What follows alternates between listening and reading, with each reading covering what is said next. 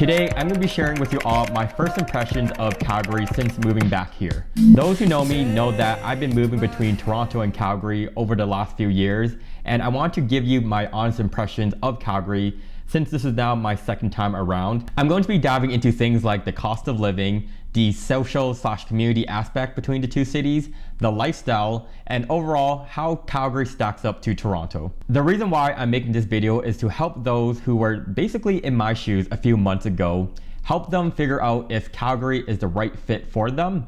And with that said, obviously there's going to be a little bit of bias just because I am living in Calgary. But I do challenge those of you to look at Calgary beyond a paper basis. Because if affordability was just the sheer reason, then we'd all end up in like, I don't know, Nunavut, Winnipeg, and petting polar bears, and we don't want that. All I'm saying is only you know what's best for your situation. And as a fellow realtor myself, even when I watch other realtors on YouTube and I see them push this narrative that like Calgary is the best city ever and that there's absolutely no wrong, and then they have their clients move here and their clients are like, it's a little bit cold, it's a little bit slow. That's bad also. So anyhow, if this sounds good with you so far, all I ask if you could do me a quick favor, smash that like button, ring that notification bell so you know when I make my next video, follow me on Instagram, and now let's jump into my first impressions of Calgary so far. Starting out with my first impressions of Calgary, I have to admit, it was quite positive. I feel as though the reason why I'm able to say this is because this time moving to Calgary was by choice, whereas the initial time I first came here was because I lost my corporate job and I was forced to make a quick decision. That being said, I certainly don't have any regret initially moving here during the pandemic, but I will say on a psychological basis, it definitely makes a huge difference. So the best example I can think of is being laid off or fired from a job looks entirely different from choosing to leave your job or quitting your job on your own.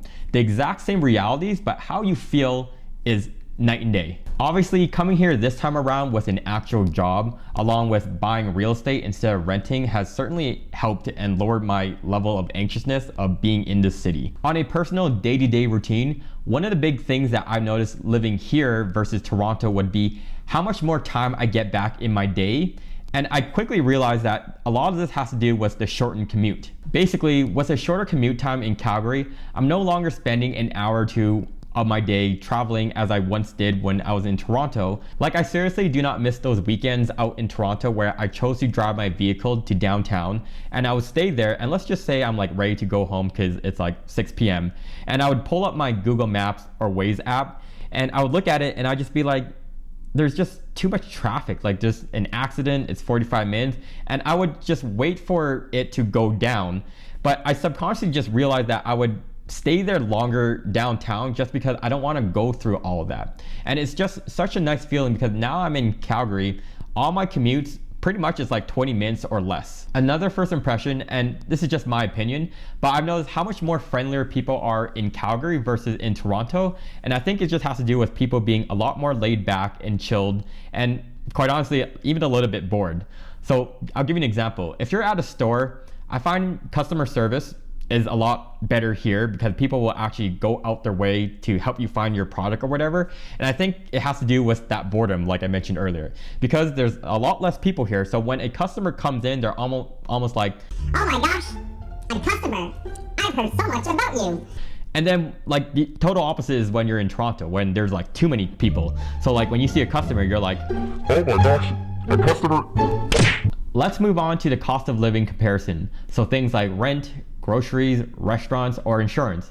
With rent in Calgary, I'm almost shocked how drastic things have gotten over the years. And looking at the rental market throughout Canada in general, everything's quite expensive. Looking at the report, no surprise you'll see Toronto being one of the top most expensive at $2,400 for a one bedroom, and Calgary actually is much further down the list. It's listed at number 23, sitting at $1,700 for a one bedroom. Now, I guess there's slightly some decent news. For the first time ever since COVID, rents in Canada have actually declined, mainly focused in larger cities within Ontario and BC, as well as in Calgary and Montreal.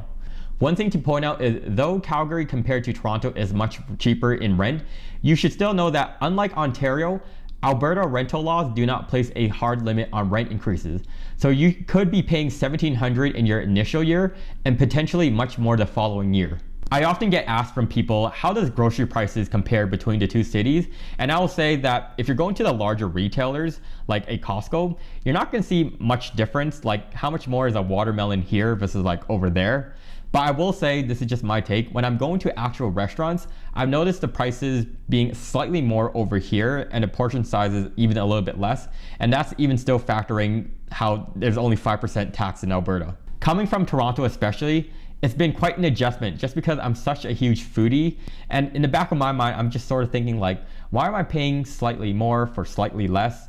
But I know I can't compare it to Toronto directly just because Toronto is like on a new world-class level. But I will say that Calgary overall has been improving in this restaurant scene. Like, I'm almost surprised how much more Korean barbecues, Japanese barbecues are here. And it gives me hope, basically. I will quickly touch on car insurance because I know this is an area that a lot of people have when moving to Alberta/Calgary.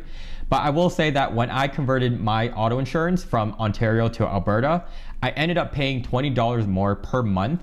So it wasn't the worst. However, if you're wondering why insurance is a little bit more expensive here, according to the Alberta government, for the rising insurance costs have been driven by factors like increasing repair costs, part shortages, and particularly the rising cost of personal injury claims.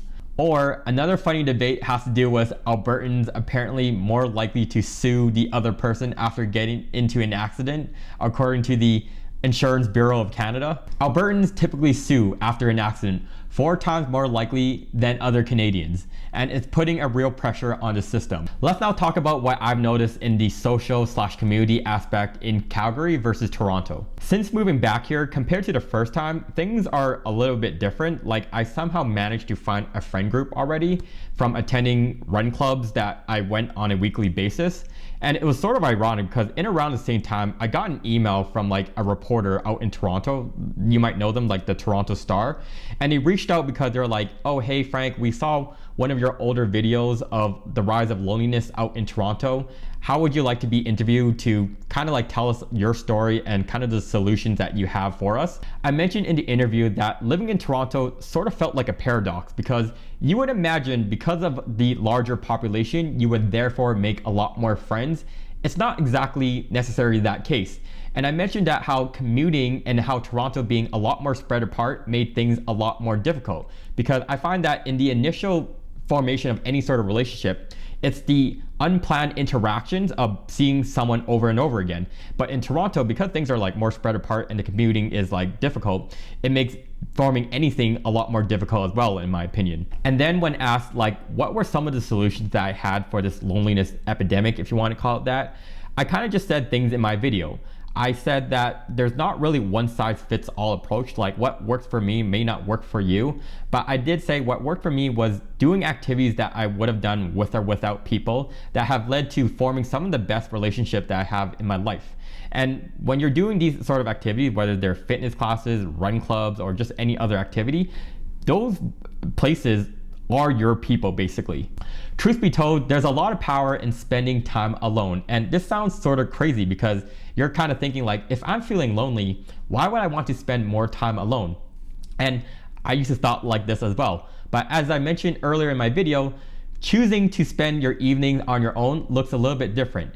And you'll soon to realize as you spend more time by yourself, you start to learn more about yourself. And as you learn more about yourself, when you actually go out there in the real world, and let's just say, like, no offense, some idiot comes to you, you'll quickly have your boundaries already set because your true core is already set from being alone. You know more about yourself. So you're not going to be accepting of like people that are just not for you. The point I'm trying to make here is, does commuting play a factor in forming relationships? Sure. But I want to just highlight that if I have to be brutally honest, it's not even so much about the cities itself, it's about how you see yourself. And perhaps when you move cities in general, you probably feel a little bit more empowered to put yourself out there, and sometimes that makes the difference. Last but not least, one of the first things I've also noticed since moving back to Calgary would be the number of sunny days here compared to Toronto. Well, as you may already know, it's not entirely a net positive because definitely it's a lot colder here in comparison to Toronto. Like last month in October, there was already snow. Like one day it snowed and thankfully it melted. So then I was like, okay, we're golden. And then in November, the first half of November, there was still no snow. So I was like, great. And then suddenly it just dumped a bunch of snow and it's now looking like Nunavut outside my window. I will say, if you're from Toronto and you want to know the equivalent, I would say looking outside, this is like what you would see in like January, February. Another thing I often hear in Calgary is to be watchful for the hail. So if you're in Canada, you probably at least heard of like the hail damages on cars or homes out in Alberta, but usually if you're not here, you're like whatever. But when you're actually here and you see it in person, you're like, wow, that's pretty damaging and concerning. Fortunately, since moving back, there hasn't been any Gulf-sized hail coming down on me yet, but it's shocking to see homes in the northeast quadrant of Calgary. You would literally see the side of their home damaged from previous hailstorms. There's even many cars in Calgary that are hail damaged. One last thing that I almost forgot about living in Calgary is how dry this city gets. Like, I quickly realized this because like in the first few weeks I would get random nosebleeds, and I'm like, I'm not one of those anime characters that get nosebleeds, if you know what I mean. But I did solve this by getting a humidifier, and this has definitely helped me because I'm not getting as many. This might even be too much information, but I'll probably leave it here. To really reflect back, I believe both cities have positively shaped me to who I am today, and I have absolutely no regret moving back and forth between Toronto and Calgary. What I do miss about Toronto would be my lifelong friendships that I have made in my university days, along with the world-class restaurants and food that exists there. I really felt like living in Toronto has immensely served me well by making me become a lot more self-efficient and independent. Like, I still recall straight out of high school moving there, and I had like less than $5,000 in my bank account, and then I didn't even know how to like rent a place. I had to figure out where to work multiple jobs while still doing school, and then when I graduated, worked in the corporate world, thought that was everything, being laid off, moving across the country, and then finding my passion towards YouTube, and now touching real estate. It's truly a journey that I'm really proud about myself, and I'm really excited to show you all what that next chapter will look like, but now in Calgary. So anyhow, with that said guys, that concludes my videos on my first impressions of Calgary since moving back here. If you have any sort of questions, let me know in the comment section down below. Also, if you have any sort of video ideas, let me know because that does help me. And if you haven't done so already, hit that subscribe button, that like button, or follow me on Instagram. And I guess I'll see you all in the next one. Peace.